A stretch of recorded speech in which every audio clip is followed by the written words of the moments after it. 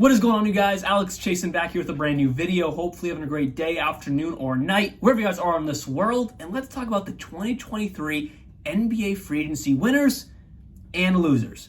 There's a good amount of winners and there's a good amount of losers, so let's jump right into it. But first, I want to say thank you very much for all the support on yesterday's video about the Phoenix Suns, all the likes, comments, and new subscribers. Thank you so much. I love all the comments because I love interacting with fellow NBA fans or fans of other teams. It's awesome just commenting back and having like actual good dialogue and conversations about basketball. I love it, so thank you very much. It means a lot. Let's jump right into the video. Let's start it off with a winner of free agency, and in my opinion, the biggest winner of free agency. I made a whole separate video on them. That's how big they have won free agency. And yes, it's Los Angeles Lakers. Again, I made a whole separate video on it. Link will be at the top. But let's talk about them for a minute briefly.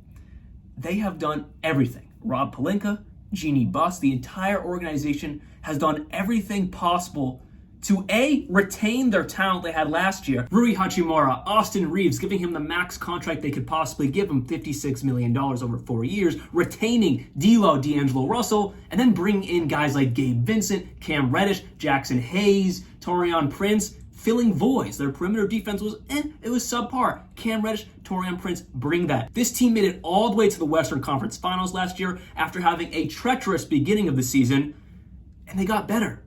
Yes, LeBron and AD are getting older, especially LeBron and AD is always a question mark injury-wise, but they got better this offseason, this free agency.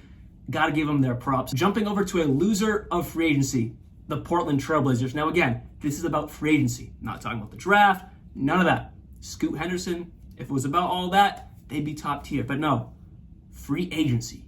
Giving Jerami Grant a 5-year, $160 million contract to stay while Damian Lillard has requested a trade. He wants to go to Miami. He wants out. He wants nothing to do with this Portland team anymore.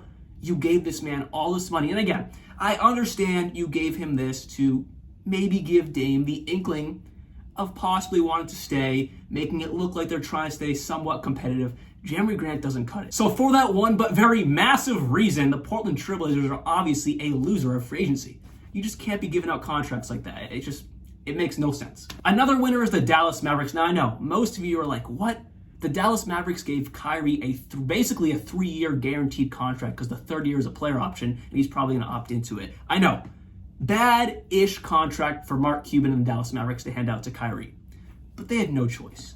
You're not going to let Kyrie walk, leaving Luka basically by himself. I've said it 1,000 times. The best two players after Luka, if Kyrie left, would have been Reggie Bullock, who just got traded, and then Tim Hardaway Jr. So you just can't let that happen. Not only they retain Kyrie, which I know it's just a big question mark all the time. We don't know what he's truly going to be. Hopefully it works out. Most of us think it won't. We'll never really know until it happens. But he's worth the money. You got to pay the man. For the very little possibility it all works out, you got to pay Kyrie because what he does on the court is just a masterclass all the time. You know it. I know it. You got to pay the man. And the Dallas Mavericks, I believe, did the right thing. So that is a plus. You retain Kyrie with the hopes it works out. But then also, I'm going to count this as part of free agency. I know it was a sign and trade, but Grant Williams was a free agent, and he got signed and traded to the Dallas Mavericks. That is huge. They lack a great defender. That's the reason why they kind of sucked last year. Or not kind of, they did suck, missing the play-in and playoffs. Their offense, great. Kyrie, Luka splashing. They got great three-point shooters.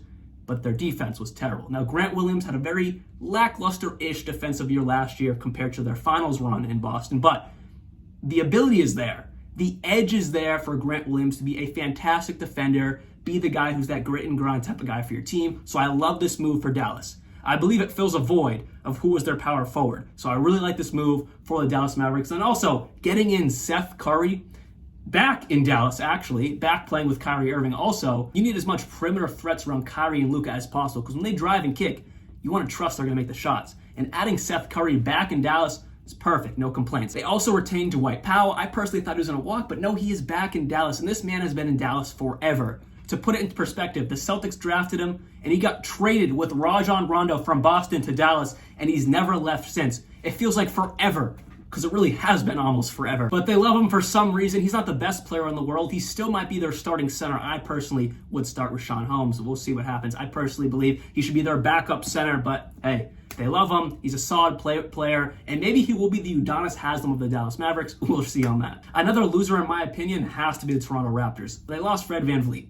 That by itself makes them a loser of free agency, and they replaced him with Dennis Schroeder. Now, 4 years ago, he had the potential to be a very good starting point guard. Never really transpired. I thought when the Boston Celtics got him, when we got rid of Kemba Walker, it was going to be a beautiful thing. No, it wasn't. So that still applies. He's not a starting caliber point guard, but the Raptors had to do something. They had to replace that hole. And by getting Dennis Schroeder, no, it's not bad, but definitely a loss. On the contrary, the Houston Rockets are a winner of free agency. They got Fred VanVleet. They got Dylan Brooks. They got Jeff Green. They got Jacques Lando. I don't really love that contract, but they still got a solid backup center. They brought in Aaron Holiday, who's a good young guard in the league. They made moves. Fred VanVleet, Dylan Brooks, both on massive deals. If this was anywhere else, I'd be saying terrible contracts. But since it's the Houston Rockets, I kind of give it a little bit of a pass. I made a separate video on the Houston Rockets and will it work out. I'll put the link up top for that video if you want to watch more in detail about my opinion on it. But again, not terrible contracts, massive contracts, but they're not terrible because it's the Houston Rockets. And by getting those two, along with a great veteran, one-time champ now in Jeff Green, you can start to make some moves if you're the Houston Rockets. Jumping over to the Indiana Pacers, who in my opinion are a winner of free agency. Now I know, they just made one signing. That was Bruce Brown on a 2-year, $45 million contract, and the second year is a team option, so it's really just a 1-year deal. Big contract, yes, but the Indiana Pacers get a do-it-all basketball player. Last season on the championship Denver Nuggets, Bruce Brown averaged around 12 points per game, 4 rebounds, 4 assists. He does it all, shooting almost 50% from the field, such an efficient scorer, and he's still relatively young. He does it all on the court. No one is really talking about them, though, maybe because it's the Indiana Pacers, which is really disrespectful, but they're having a great offseason outside of free agency as well. And then their starting lineup next year could look like Tyrese Halliburton, Bruce Brown, or B-Math, whatever you want to do. Buddy Hield, Jarris Walker, which is a beautiful fit with this Pacers roster. And then you still have Miles Turner, TJ McConnell off the bench, and it might be Benedict Mathurin off the bench as well, or Bruce Brown off the bench, whatever you want to do.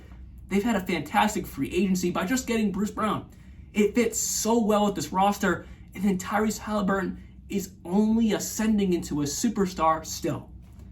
This could be a top 6 seed in the Eastern Conference next year. And the final team I'm going to be talking about today is the Miami Heat. They lost Max Strus, Gabe Vincent, Cody Zeller, which is not a massive hit, but you still lost them in free agency. But especially Gabe Vincent and Max Strus, 2 sparks for this team that helped get them all the way to the finals. It wasn't just Jimmy Butler. It wasn't just Bam Adebayo.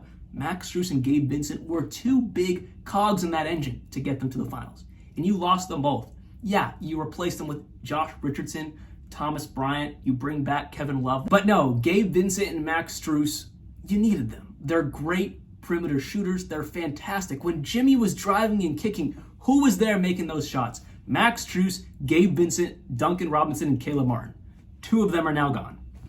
And again, this is about free agency. We're not talking about the possibility of Damian Lillard coming into Miami. That's a different topic for a different day. Strictly free agency, they lost in my opinion. So with that said, that is all I have for you guys today. Hope you guys did enjoy my video on the winners and losers of free agency. And don't get it twisted. There are many more winners and many more losers, but I had to narrow it down to my top few and some of my personal favorites and some of my personal worst for you guys. Again, hope you guys did enjoy this video. See you very soon with more free agency and all types of NBA videos. Maybe a Dame trade soon. We shall see. And like always, peace out.